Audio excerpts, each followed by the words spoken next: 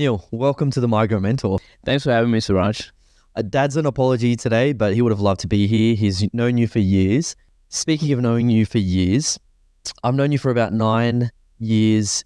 You're a boy from Pune, and ever since I've known you, you've always had this inner confidence about you. Where does that come from? Yeah, thanks, man. Actually, I haven't really thought about it that way. I used to be a very shy kid growing up.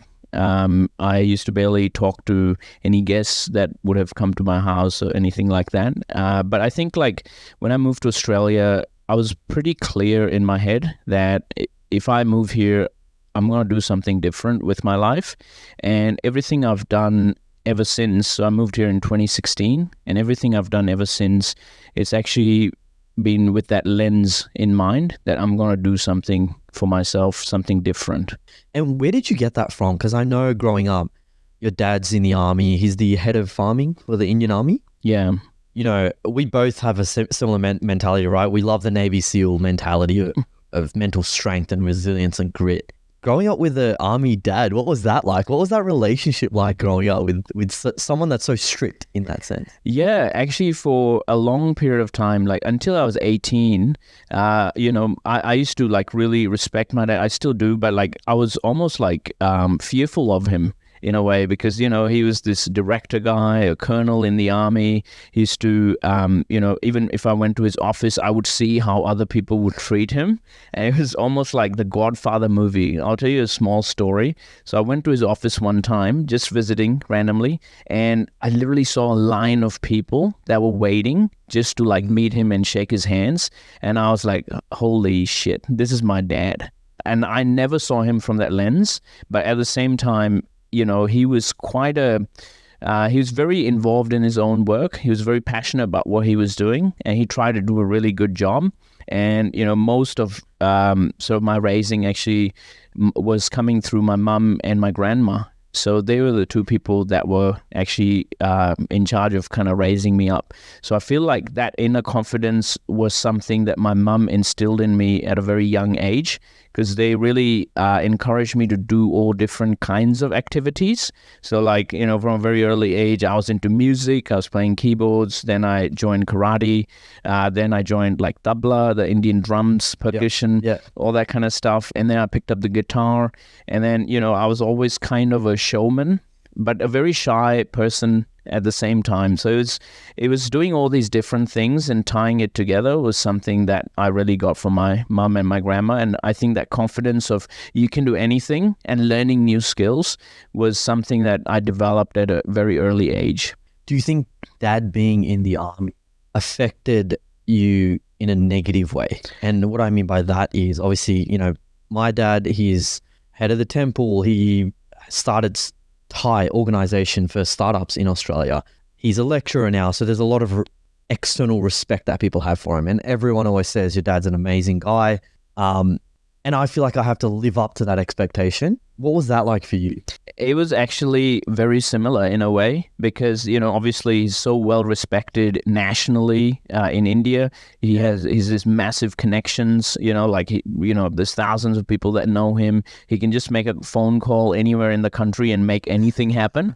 So, living up to that, I did feel a lot of pressure growing up. And obviously, you know, I was the colonel's son and, you know, like everyone's eyes were on me. So I think like from a very early age, sort of that developed my way of thinking as well, in a way, the way I sort of carried myself and things like that. And then I went on a completely different path when I actually moved out of India.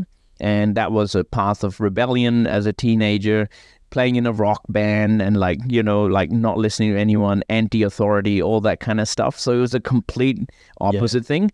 But then now when I look back at it, you know, so now I'm 30 years old, I look back at it and I think that, wow, my dad actually taught me so much. He taught me the value of having a good work ethic. He taught me the value of being punctual.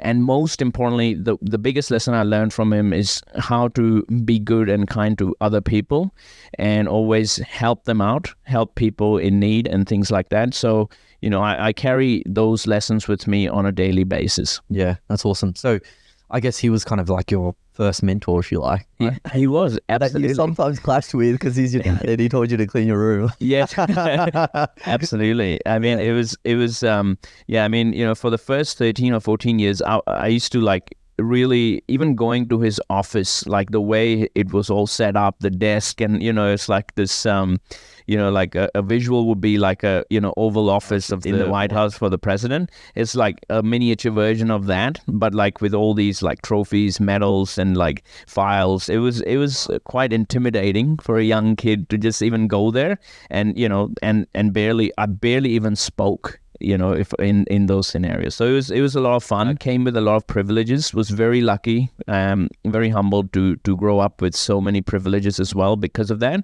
And then later in my life, I just sort of had to unlearn all of that and like develop my own identity as a person. Why didn't you decide to do something in the army or follow in his footsteps? That's a great question. So I think a secret part of him wanted me to do that. But it was my mum who said, like, whatever you do, don't go into the army because it's a tough life. You have to move from city to city. You get posted out in different areas. It's a physically demanding job. Mentally, it's very demanding, and the impact that has on your family is it's a real thing. So massive respect to all the army people out there, anywhere in the world. It's a tough life. It's a soldier's life. So I do respect that a lot. But I just didn't want to do that, and I kind of do my own thing, Yeah. And doing your own thing, you're in marketing and social media right now. Yep. We'll touch on that in a sec. So you did your undergrad in India, then you came... Correction, I did my undergrad in New Zealand. New Zealand. Okay, so you did your undergrad in New Zealand. What made you... Well, first of all, what made you want to go overseas or abroad from India when you had such a great privilege like that? Yeah, absolutely. I think it was my mum who had the vision of like, my dad came from a very small village and he was able to make it on a national level where, like he literally studied in a municipal school in a local regional language. From that to becoming a director of an esteemed organization, that was his achievement. And my mum actually had this vision for me when I was young that I would, do that on an international level. So then, they sort of shipped me to New Zealand when I was 18 years old, coming out of high school straight. Like I had no experience, nothing.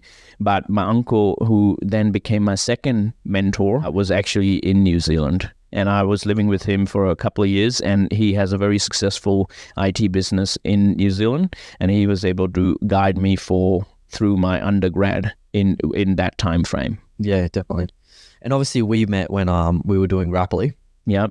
How did we meet? It was Dad, right, that introduced us? Yeah. I mean, it's one of those surreal moments. Meeting your dad, meeting, Dr. Kimji was actually a moment that I attribute that really changed the trajectory of my life. He was the first lecturer in my first ever course at Sydney Uni. So I was studying Master of IT there. And, I found him to be very relatable. He was funny. His lectures were entertaining. I think he was teaching a course on entrepreneurship or something like that. And I was just like, man, I got to go and talk to this person because his stories are just so inspiring. And I looked up that, you mentioned TIE tie. He was wearing a tie pin, I still remember. And I was like, what is this TIE thing? So I looked it up and I was like, man, I have to talk to this person. Yeah. Absolutely. So I reached out to him after class and he's like, I can't talk to you now. Meet me at the end of the semester. So I was like, okay, I waited for literally 10 weeks from that moment till the semester finished. And I was like, Dr. Kimji, you asked me to see you after the semester. Here I am. Look, I'm in marketing. I'm really hungry. I want to succeed. So, if you know anyone that's looking for marketing help, I'll work for free. And then he's like, actually... I know this company. I can't make any promises, but go and interview for them. And then he passed on my details to Fiona Aaron, and we set up an interview. And this was a time when I was moving I went to India on summer break between semesters. Yeah, that's right. And I got a call from Fiona that I was successful in the interview, and I couldn't believe it. And, so I was like, whatever happens, I don't care. I'm going to cut my holidays short, but I'm going to come and work. And it was an unpaid internship through this incubator program. I mean, we did get some shares in the company in the end, but I came back, and I think I still remember the date. It was 7th of January, and we had a coffee together, you and me. Remember the date? I do remember the date. I don't remember the date. Yeah. I So just remember meeting a kid who I could get free work from. He seemed like a hustler, so I'd get some free work. absolutely. For 3 months. Man, I was just so thrilled to have an opportunity in a new country. And I was like just so excited about working in a startup. So I was like, wow, startups are cool. I'm studying IT. And then, I just want to know how all this stuff works. So imagine if I hadn't sort of reached out to Kimji after class in one of in one of those courses. I wouldn't have met Fiona. I wouldn't have met you, and we wouldn't be sitting here today. So, I mean, I'm truly grateful to him for making that intro, because that intro literally changed the trajectory of my life. I think there's something to be said about reaching out like that, right? Most people, you went out of your comfort zone to Yeah. reach out to dad in the first place. Yeah.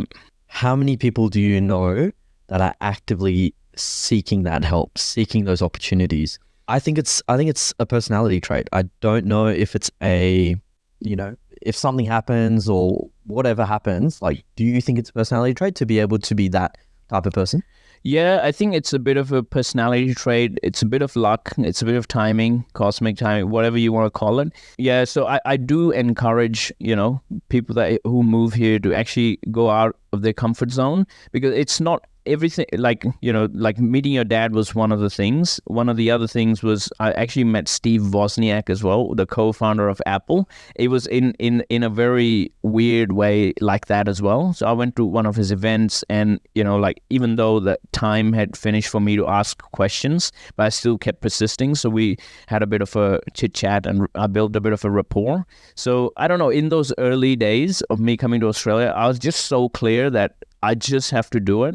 And I was just like operating at a very intentional level, which, again, I'm grateful for, because I had some great people that I was listening to at the time through audiobooks, podcasts. I attended so many like seminars and stuff like that in the early days, which we attended one together as well. Yeah. So that kind of stuff, I think I literally brainwashed myself, and I was like, okay, this is my one shot. I will do anything to make it possible. Do you think that's a migrant trait? For someone that's going overseas and they have to get a leg up, right? Because you don't know anyone here. Exactly. Do you think it's a migrant trait? Do you think it's a cultural Indian trait? Where do you think that comes from? Yeah, it is a migrant trait. I was just talking to my Uber driver on the way here, and he was like, the guy was like, he was working blue collar jobs just to feed his family for 20 plus years that he's been here. And that's the sacrifice like migrants make, especially like in their formative years when they come here, so that the next generation can benefit from it. I do think migrants have that work ethic, which is unbelievable, but also, it comes from coming from a place where, it's a bit of everything, the resources are scarce, so you have to utilize them very well, but also then not taking no for an answer, because that's what migrants do, I guess. Yeah, definitely. Spoken about the inspiration, the positivity about, meeting dad or your career so far. What were some of the not so great events? At Rapley, it's a startup. It was up and down all the time. Yeah. Talk to me about what that felt like. Yeah, that was like my first experience working in a startup. It was unreal. I mean, I was just so happy to be there. I didn't even think about anything else, to be very honest. Ups and downs, obviously, like, I feel like it just like changed my personality in a way where like that became like the formative years of my career, even though I had worked before, but I actually attribute Rapley to starting my real career, even though I had 3 years work experience before. So lots of ups and downs, startups, we're trying to like hustle, doing all these growth tactics and strategies, trying to grow.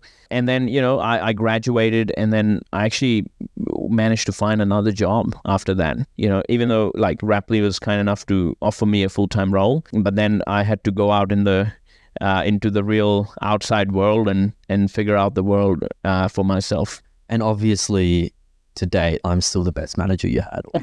I have to. Yeah, absolutely, man. Like, to be honest with you, here's some off the script stuff. We just gotta get you into nothing scripted. Nothing scripted here. Yeah, that's true.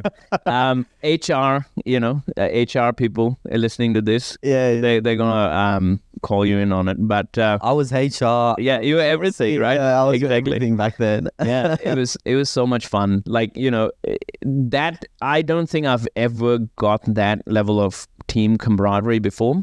The 4 or 5 of us, 6 of us that were there, and the way we used to operate and how close we were like, it was almost like we were friends first, but we worked our asses off, and then we partied our asses off as well. We've had some fun times. Yeah, absolutely. So, I mean, again, it was like, I don't think I've ever had that since that time. So I do miss that level of camaraderie, because we were in, war together on a daily basis. Yeah. So. And you've always had this very open-minded mentality. Ever since I've known you, you've always worked really hard. We both went to Tony Robbins together. You've done Wim Hof. You did. I remember you did this. Was it a 24-hour backpack or boot camp challenge that you did? Yeah. You've always done things outside your comfort zone. Yep. How do you think that Tony Robbins event of both of us walking on coal, high-fiving each other, hugging each other with 6,000 other people, what did that experience mixed with career at Raply teach you? That's a really good question. I think like getting rid of the limiting beliefs that we put on ourselves, that was the biggest learning from that and Raply. So that actually taught me that, wait a second, we've all got this ceiling that we put on our heads. That's not the truth. That's just a lie that we tell, or a story that we tell ourselves. We can do anything that we want. If we truly want it, we can do it. So Raply taught me that maybe one day I can actually own a business myself. And the Tony Robbins thing taught me that, get rid of all these limiting stories in my head and just break the ceiling and just go hard. Yeah. So those are a couple of things. I think that honestly, that was the key takeaway for me. Yeah. Besides taking those cold showers that you meant in the hotel room, which I absolutely hate. Yeah. I still do them, but I think you're right. I think it's something to said about that limiting belief. And one of my favorite quotes is by Henry Ford, and I'm actually getting a tattoo of it. Oh, wow. In the next few weeks. No way. It's whether you think you can or you think you can't, you're right. Wow. I think it's so simple but so powerful. And it's around that limiting belief, right? If you think you can't do something in the first place, you're never going to be able to do it. That's true. I know you're a big believer in quotes. Is there anything that you really hold closely to? Yeah, there's a few quotes that I really like, just reflecting on that particular quote and tying it all together. I think one of the things Tony Robbins said was proximity is power. So proximity meaning how close you are, who you surround yourself with. That quote really sort of resonates with me even to this day, because who you surround yourself with, you're the average of 5 people. Most people have heard that quote as well. So that kind of stuff is actually unreal, because if you surround yourself with people that are doing better than you, then you just become an average of those people. So even if you don't know those people in person, you can do that by listening to audiobooks or podcasts and really like almost brainwashing yourself for success. And that's something that, proximity is power is one of my favorite quotes from that event. I love that. Yeah. I mean, the amount of audiobooks that we used to listen to. Exactly. We kind of had our own little book club, didn't we? We did. We shared inside stories. And absolutely. And we grew together during that period. Yeah. You spoke about proximity is power. Absolutely love that. And I know Alan Aaron, shout out to Alan, wherever you are. He's obviously shaped a lot of what you and I have both done together. Absolutely. Him and Fiona are pretty much family friends nowadays, and we'd love to get them on the podcast soon. 100%. Tell us about that relationship that you've had with him. Yeah, so Alan Who is he to you? Alan, I would say, is, then became my mentor through this process. He became my business mentor and also life mentor, So, I attribute so much of what I am today to Alan.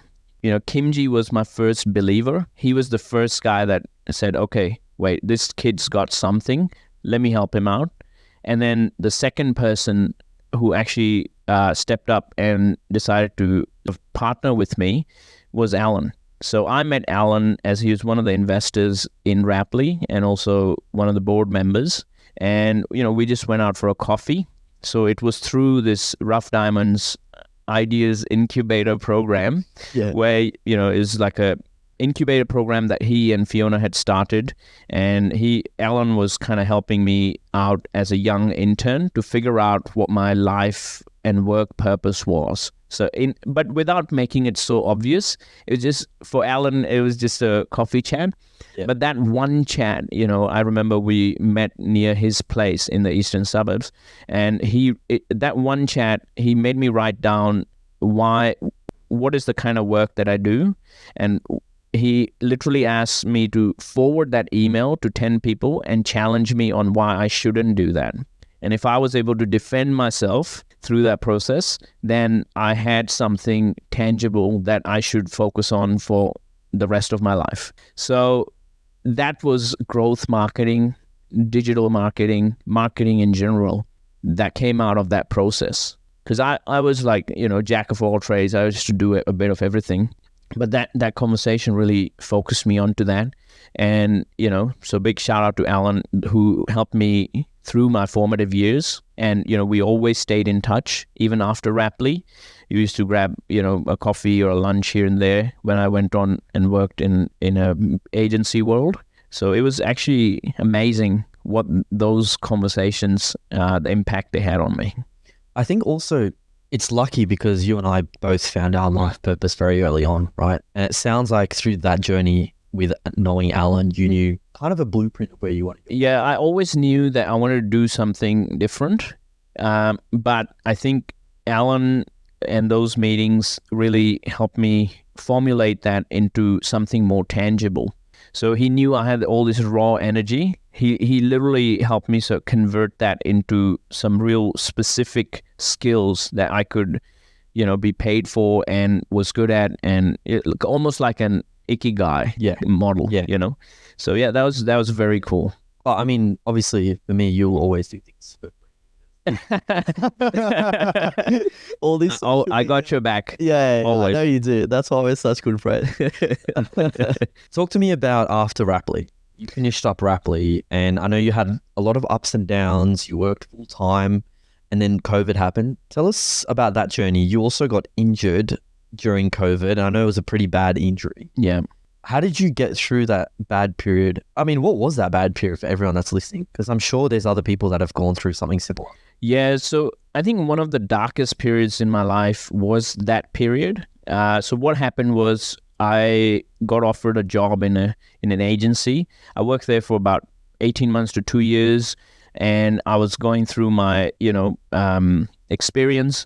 Lots of great things happened while I was there. So I got to work with a lot of Australian SMEs, so small to medium-sized enterprises, and I really refined my marketing skills there, managed budgets, for upwards to $1 million and things like that for different clients. But what happened after that was I had gone to India for a vacation, just a summer sort of break during Christmas, and I met with a life-changing injury while I was there. So I cracked my ankle, broke my tibia, I think it was, and also my arm. So I was literally in a wheelchair for 6 months. I had to go through surgery, which was horrible because I was just there on holiday. And this is before work from home was a thing. So when I did come back to Australia, I was still on a wheelchair. my partner, shout out to Maisie, who really, really looked after me in that period. Because I was literally incapable of doing anything. I couldn't even wheel the wheelchair because my arm was broken. So that was a very dark period. I was in constant pain, 24 hours a day, all that kind of stuff. So I had to make a very tough decision, whether to continue working in that agency, a job that I was good at, or to take the leap of faith and focus on my recovery and then hope that, I can bounce back from it. So I made that tough call.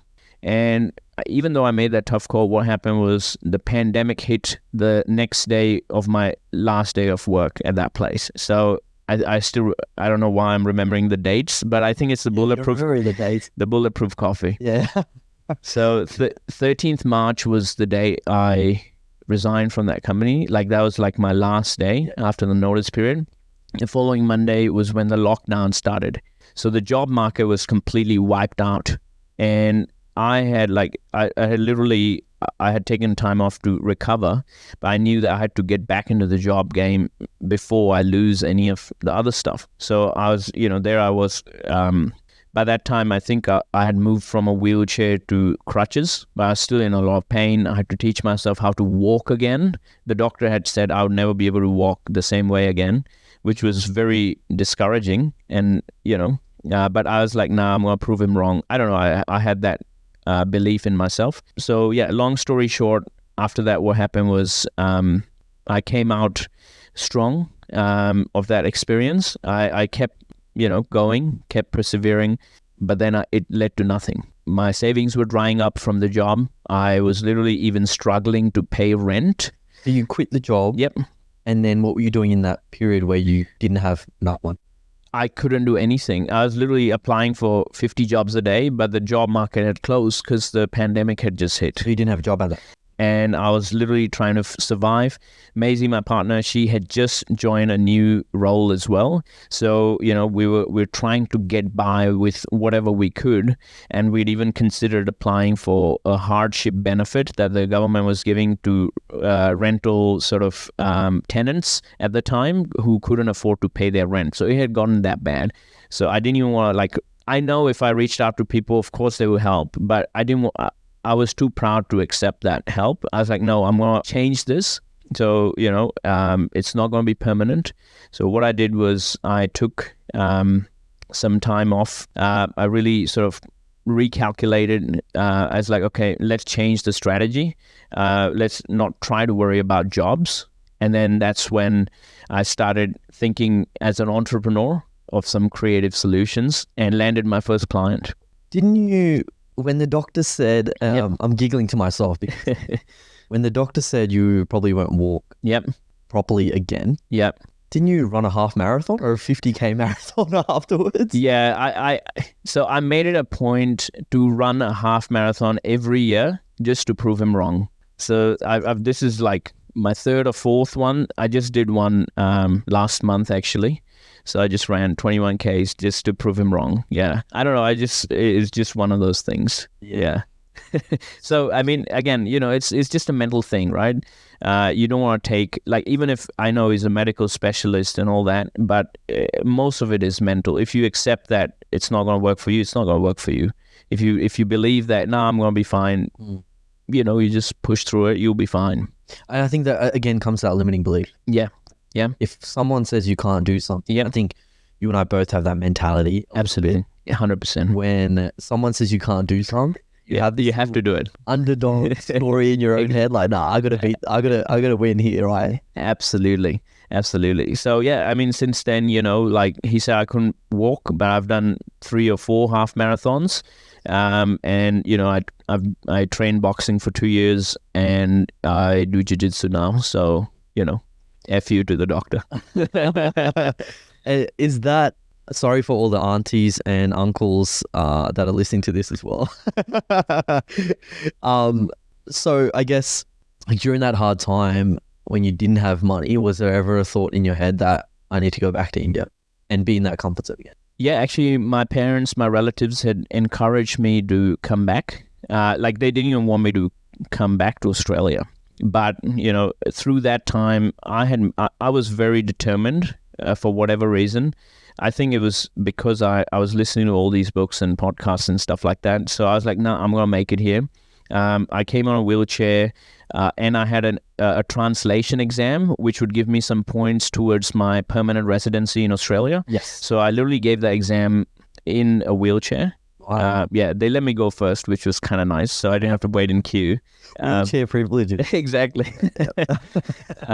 But yeah, I aced that exam and I was working full time while preparing for the exam. So it was a translation exam from Hindi to English or English to Hindi, both ways. Yeah. So that gave me some extra points towards residency. I didn't have a residency. All I knew was that, I'm going to make it one day. And, my partner was here at the time and, we figured it out. It's awesome. Yeah.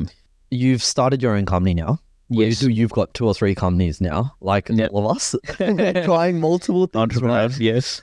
Tell me about OneTap. What inspired you to start that company? So what is OneTap for everyone else? So OneTap is an AI-powered mobile app that allows small and medium-sized businesses to run ads in a very simple, easy-to-use way, and they can run ads on platforms like Google, Facebook, Instagram, and more to come. So I built that app from a real need. So when I was working in an agency, I found that all these business owners, they were having a real difficult time trying to run and manage their ad campaigns. Small business owners are too busy already as it is, and they don't have the capacity or the time to become marketing experts on top of their day job, which is running the business. So I wanted to give them a tool to empower them. So it was a marketing agency in your pocket, in your mobile phone. So you could literally run ads on it, do tests, see what's working, what's not working, very quickly. And AI was just around the corner as well. So I'm talking 2022, 23. That's when we combined the app with AI, and it really sort of tried to solve a real need for these business owners. And they would, without the need to become a marketer, they could run ads finally. Because ad platforms at the moment, they're very clunky. Everyone just thinks that, I'll run a sponsored post on Instagram, put $50 behind them, and target a few people. It's not going to do much for you. You actually need a proper marketing strategy, a good website URL. So OneTap, what it does is it just simplifies this whole process, and you can find your correct audience. You can run ads on Google. So that's another thing that's really hard for a lot of business people to do, is run Google ads. This is just demystifying the whole process. Yeah, so I started OneTap. The idea started in about 2020, and we sort of went official with it in 2021 or about sort of mid 2021 with Alan. Yeah. And I know you had a lot of challenges developing that app. You had CTO resign. You had a lot of issues with the core development. What was that journey like? Because I know it's really hard to find great developers, number one. Number two, I always say a good CTO or a CIO that I've seen is a product owner. They're a product manager. What happened there? What exactly happened when you were building those apps or that app?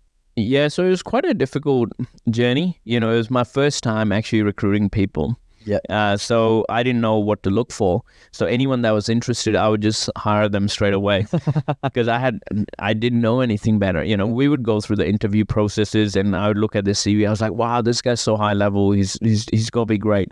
But the challenge with people that we were getting were that they were very experienced people who wanted to dabble in the startup world, but they were missing the hustle culture that's required for you to become a tech CEO in a startup. You need that bit of tenacity, that grit, that resilience that we're talking about, and you need to get your hands dirty.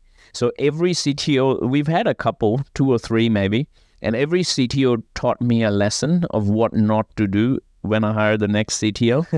So the first one was an amazing guy, but the challenge was he was very high level and didn't want to get his hands dirty. Actually code. Yeah, exactly. So we got him on, then, it didn't work out. And then he got a job, and then he went and started working for that job. So that was the first one. The second one was actually a friend, which taught me don't hire your friends.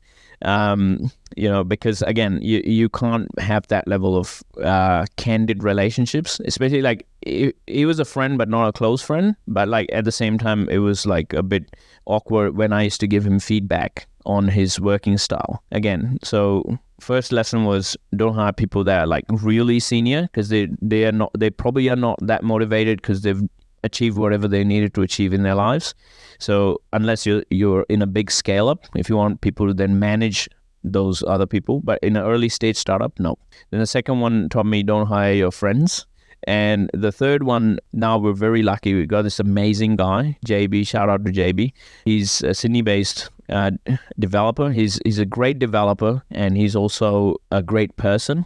And he plays guitar, so bonus points to him as well. And so culturally, it's a much better fit. Because he's a developer first, and then a manager. So I feel like the first tips to hire a good CTO, they have to be early stage CTO. They have to be good at coding. Otherwise, it's just not going to work. I think, what do you look for now when you are hiring staff? Grit. Grit and skills. If you have like both, then, it doesn't matter. Like you'll figure it out. You want to work with people that inspire you, motivate you. They keep you on your toes. You want to be great around them. You don't want to let them down. Those kind of people, it's all these intangibles that are hard to measure, but those are the things that actually, a good question, right? Like, for example, what would Rapley hire? That's kind of like everyone that worked at Rapley now is doing so well in their own careers. And there's a reason for that. It's like a team. So, even if I can get some of those attributes from that becomes really fun. I think for me personally, when I'm hiring, it's three things. Mm-hmm. Yes, experience is great, but I think, right now, especially for migrants, having the experience on a piece of paper, if you're applying for Amazon, if you're applying for Uber as a job, they get thousands of applications. How can it be different? Yep. It's not on the resume. No. For me, the three things I look for is hustle and open-mindedness. 100%. Like you said, with the CTOs, if they're a little bit older, they might not be as open-minded to getting their hands dirty potentially. Exactly. Right. So tell me, I know you're a content strategy specialist nowadays. You've done a lot of different things. Yep. You've got, I think, something that you were telling me earlier, that you've got over 6 million views on social media across all platforms. Yeah, for my clients. Yeah. So, that goes back to the story of how I met my first client. And since then, we're still working together 4 years later. We just closed a crowdfunding campaign, and they raised about $250,000 on Virtual. And, that was recently? 2 days ago. Wow. Yeah. Wow. So what product do they have? So it's in the guitar space. It's a very niche product. It's a digital whammy bar. So a whammy bar is something that you put on a guitar. It modulates the pitch of a device. And this inventor, Peter, shout out to Peter Walker, he's an Australian legend. He's worked with bands like Cold Chisel, Air Supply, David Bowie, The Police, etc. Like, very cool guy. And he developed this amazing product called the Virtual Jeff Pro. And the moment I was introduced to him, we had like that instant connection. Yeah. And despite, and this is so funny, like despite of, he's in that more experienced bucket. I will put him there because he's been around since the 70s. But the reality is the level of grit, determination, open-mindedness that he has, it's more than I've seen in a lot of people. Rubs off on you. Yeah, absolutely. So I was like, man, whatever happens, I need to work with this guy. He's got a great product. And I knew it was a great product because before I even took him on as a client, I did my homework. I saw the reviews or the Facebook messages or the comments that he was getting on the page saying, Peter, when are you releasing the product? When are you There was like 30 or 40 sort of things just asking him, when are you releasing it? This is before he's even released the product.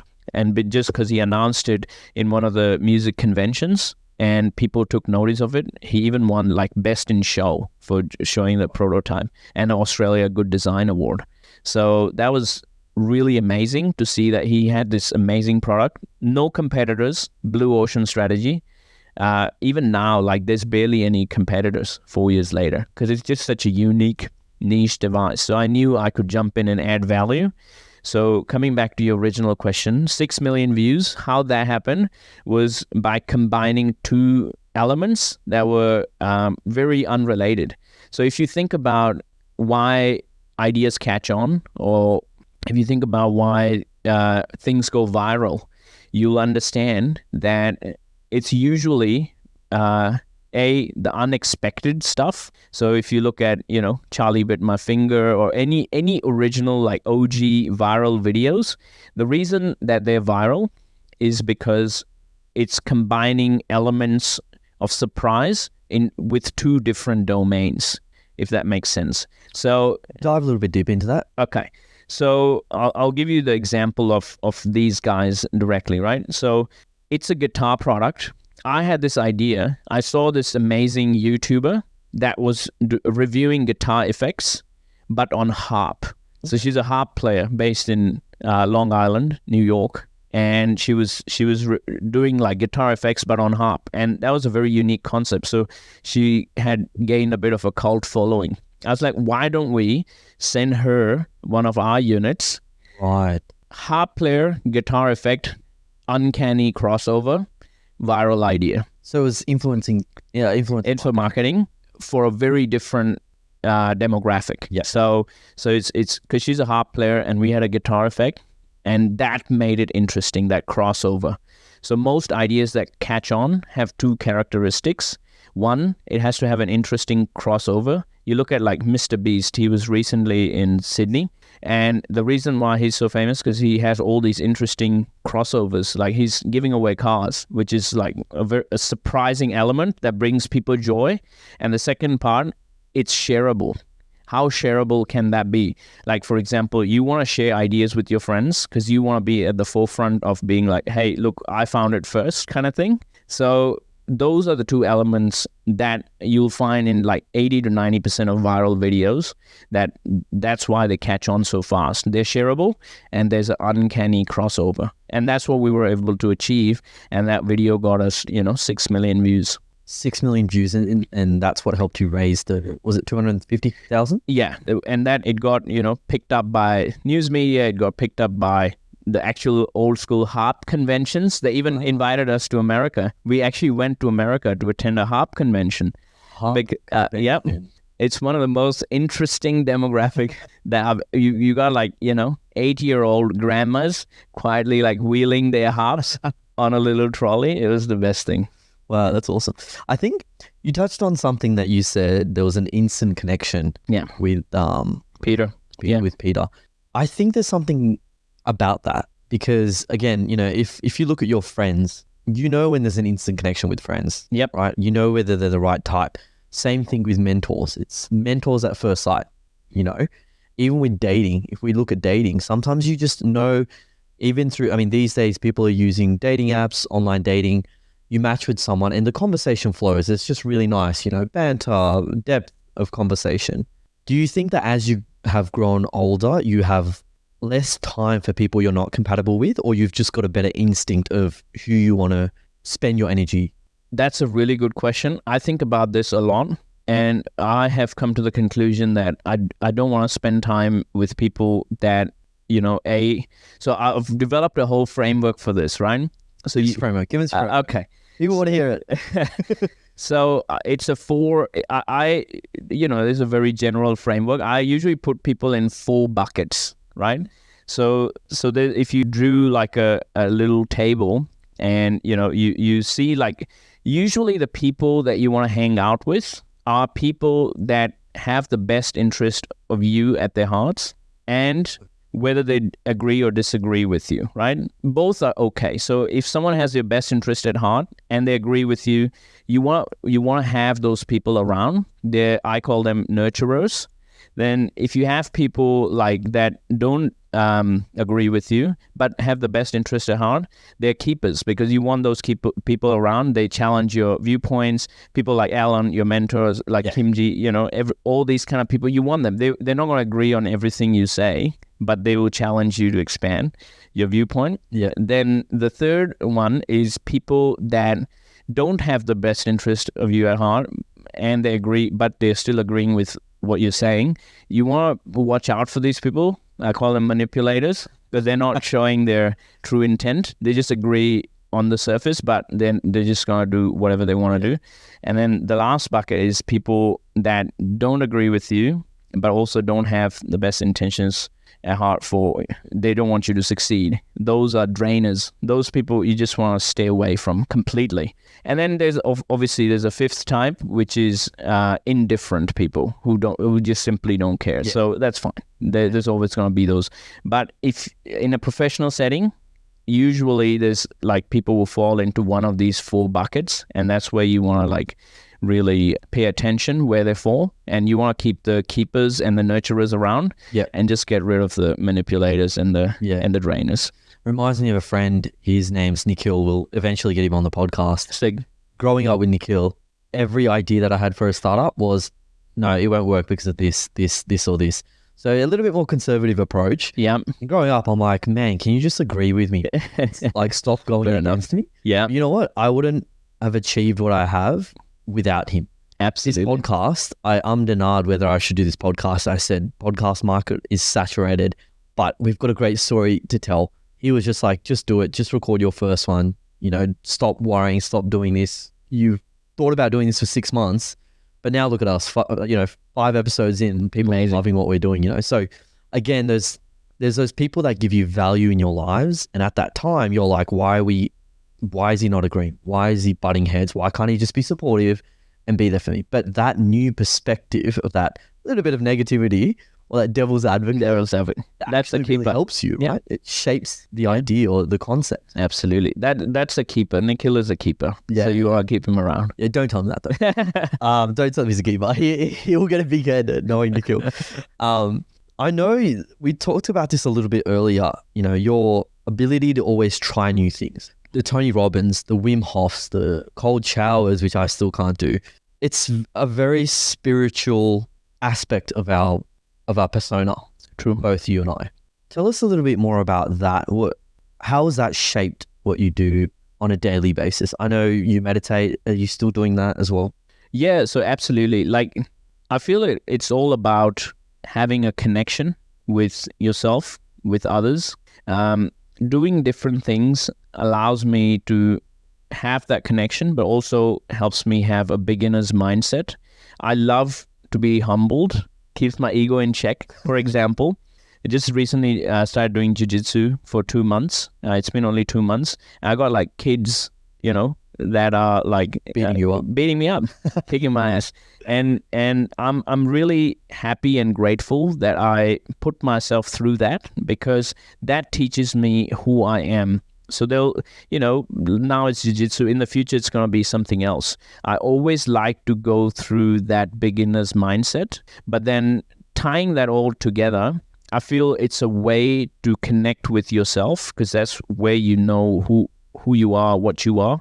And also it's a way to connect with other people, because you're forming a community. You meet like people who also want to get better, and through that process, you all grow together. So in a way, it's a very spiritual thing, because it talks about one of the key concepts of spirituality to me, which is connection. It helps you connect with yourself, with others. It helps you stay grounded. So yeah, this all sort of ties back into spirituality somehow. Have you always been spiritual? I haven't, but my mum has always been spiritual, and she kind of, encouraged me to follow my own spiritual path, whatever I wanted to do. I've done some cool things in the spiritual realm as well, like a 10-day silent meditation. Yeah, I remember when you did that. I remember, and I was one of the naysayers. Like, the amount Neil talks, there's no way he can do a 10-day silent. What was that like? Let's go into that. What was the silent retreat for 10 days where you're literally no talking? It was one of the hardest things I've ever done in my life. Being silent for 10 days, it's very difficult because you're not allowed, like in that practice, it's called Vipassana. It's one of the best things that I ever did as well, by the way. It's free. It's only I recommend it to everybody. And you start your day at 4:30 a.m. You're meditating about 10 to 12 hours a day. And it's phenomenal because they teach you how to build up your meditation practice from zero. And every day I was there, I was like, I need to quit. But I was like, I remember texting you every day and I was like, hey, are you coming home yet? Are you coming home exactly. Yet? So, it was... You've always had that. Yeah, absolutely. So I was like, every day I told myself, one more day. And before you know it, 10 days pass. But if you ask me to do that now, I think I'm going to really struggle with it as well. But, I do practice occasionally. I'll do my meditation. I'll go out on walks. I'll connect with nature. I'll do some grounding, like go into the water or, like all that kind of simple stuff just to be connected with yourself and nature. I think that helps you really slow down. I think it's all about slowing down. I agree. Yeah. So, even like most of my hobbies, like I listen to, records. So I've actually got a record player.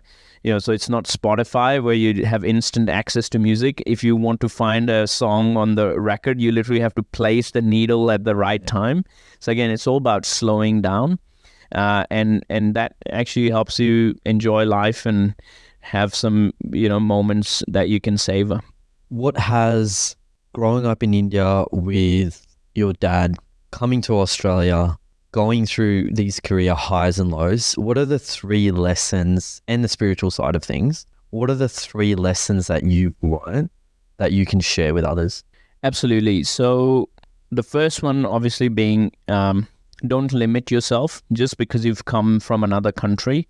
That doesn't mean you don't have anything to offer. You actually have a lot to offer.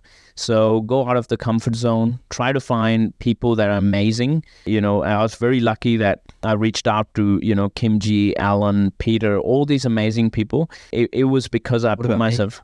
And Suraj, off the mic. All these amazing people that I wouldn't have met otherwise, and I've learned so much from. So yeah, don't be afraid to don't put a ceiling. Don't tell yourself a story saying like it's too hard or this or that. Yeah, of course it's hard, but like how you perceive that is very important. Number 2 is be very careful where and who you spend your time with. Your time is a very precious resource. So again, going back to proximity is power. You want to spend time with really people that are doing much, much better than you. If you're already the smartest person in the room, you need to change. Yeah, exactly. You have to change your room. So highly, highly recommend, like, be very particular about your time. Every minute, it's not coming back. Every minute gone, it's a minute gone. You're never getting it back. So, be very meticulous. Even social interactions and things like that, you have to really make sure you spending with the right people that are filling you up, not draining you. Just stay away from drama, all that kind of stuff. And finally, about entrepreneurship itself, things are actually going to take a lot longer than what you expect. This is number 2 on the time horizon as well. Like, they're going to take a lot longer. Like, for example, I started my startup. I thought I was going to be done in 6 months. Yep. All did. Yeah, exactly. And here we are 4 years later. Yeah. And, now finally I've come to the realization that, I really have to enjoy the process. And I do enjoy the process. It's the creating of the stuff that I enjoy more than the outcomes itself. So yeah, I think like whatever you think, like any project, whether it's a creative project, you think it's going to take like 6 months, multiply that with at least 5. That's just a general rule of thumb. It's going to take 5 times longer than you think, and it's going to take 5 times the more effort than you think. So that's kind of like, yeah, those are the top 3 I can think of. Yeah. And I know we always talk about books and audiobooks that we listen to, and we share these stories. For our listeners, what are your 2 book recommendations? One of them is actually one that you turned me on to. It's The E-Myth by Michael Gerber. This book tells you that if you're an entrepreneur, you don't want to work in the business, you want to work on the business. What that means is, we spend time as entrepreneurs spending on like spending a lot of time on menial tasks that actually don't result in the main outputs. So there's two parts of this. So one's the 80-20, which is you want to focus like 20% of your time that on activities that will bring you like 80% of the results. Focus on the big things. Don't worry about the macro. And the most important thing is set systems. So even if like, say you have 3 or 4 staff, one of them leaves, that's fine. You just have them already documented what they're doing on a daily basis. So when the next person, procedure. Standardizing procedure. Absolutely. Creating like the typical McDonald's. Every McDonald's runs efficiently as possible. Absolutely. You mean like that, yeah? Exactly. That's it. So those are the two. So 80-20 and, working on the business, not in the business, standardizing procedures and steps like that. The second book I highly recommend is Principles by Ray Dalio. That deals with both life and work, but the framework that he gives in that book. So Ray Dalio, for those of you who don't know, is one of the most famous hedge fund investors of all time. Like, I don't think he's ever lost money in the stock market, or it's something ridiculous like that. He's a gazillionaire. During the last phase of his career, he actually wanted to give back, and that's why he wrote that book. And it's a pretty, chunky read. It took me like 3 times to get through it. But I think I was ready. Big book. Yeah, it's a big book. So it talks about life and work. So, principles, how you develop your own principles. To develop your own principles, you have to actually go through what's called a hero's journey. So you actually have to put yourself in a situation where you will have the most likelihood of learning something. And then when you do that, you're inevitably going to fail. And if you keep going, you're going to come out on top, and then you have your own gem, which is your own principle. Imagine doing that for the rest of your life. So you come out with so many principles that you can utilize in your day-to-day life. So that's basically principles. And then he's given you how he built a very successful culture for his organization as well. Yeah, I heard his culture's quite strong in his business. Absolutely. So, Neil, what is next for Neil? I know you've got a bunch of projects that you're working on. Mm-hmm. What's next, and what's the future hold for Neil? Yeah, so, I think I'm really grateful to my short-lived corporate career, because it taught me so much about Australian businesses, and my whole perspective and my whole thing is now about helping Australian businesses do better marketing. So with that in mind, I'm launching my own marketing agency called 24/8. That's going to change how Australians do business. It's a very unique way of, it's not like any other agency where you take a retainer fee and, you set it and forget it. We're actually building systems from the ground up with the business owners, everything from crafting the perfect sales copy, having a sales letter, to creating an irresistible offer, and then packaging that up with email marketing, driving traffic, and all the automations that's actually going to turn visitors into customers. So we're taking care of that whole thing.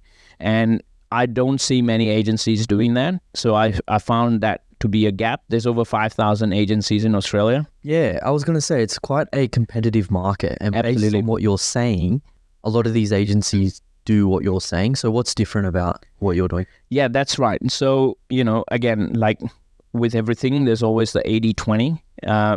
You can, it's 20% of the agencies that are actually doing really good work. The challenge is, I've spoken to, over 100 business owners in the last 5 years, and they all say the same thing. This agency burnt me, that agency burnt me. I spent $10,000 on ads, but I never got any results. So I really want to change that. And I'm going to change that by also taking the risk with the business owner, because there is a component as a success model where we only accept fees if we can actually generate that level of business for you. Okay. So that's scalable for you and also for us. Yeah. And very few people are doing that here. Just really quickly, explain that model, because that sounds very interesting. Yeah, so how that would work is, say, Suraj, you come to me, you are a professional service. Let's say you have a law practice, and I'm like, okay, great.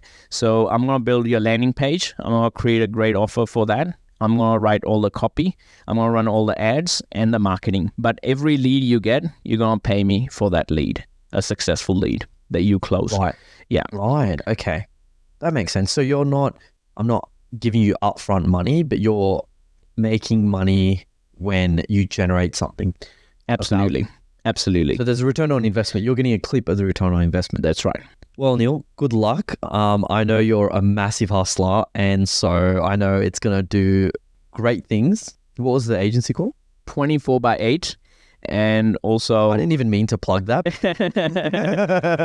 Yeah, the agency's called 24/8. And if I could just, leave the listeners and the viewers with two other things. The other things I'm also doing I've started doing my own social media content lately, and that's to really encourage migrants to step outside their comfort zone. So I'm creating based on my own learnings. If you liked what you heard in this kind of podcast, so I'm sort of combining all the learnings about marketing, entrepreneurship, personal development from all these years that I've been here, and putting them into an easy to understand and digestible form onto social media. So you can look at Neil on Growth online. So I'm available on all channels.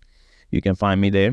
And also, we're going to launch OneTap 2.0, an amazing app that's going to change how small businesses do their advertising soon as well. Awesome, Neil. It has been an absolute pleasure to have my former intern into a CEO or his own company now as well. I know Dad would have loved to be here, but Dad's actually in the Philippines wrangling up some more amazing international mentors as well. So, phenomenal. Neil, thanks so much for being a part of the Migrant Mentor. Thanks so much for having me. It's been an absolute pleasure. Happy to do it again.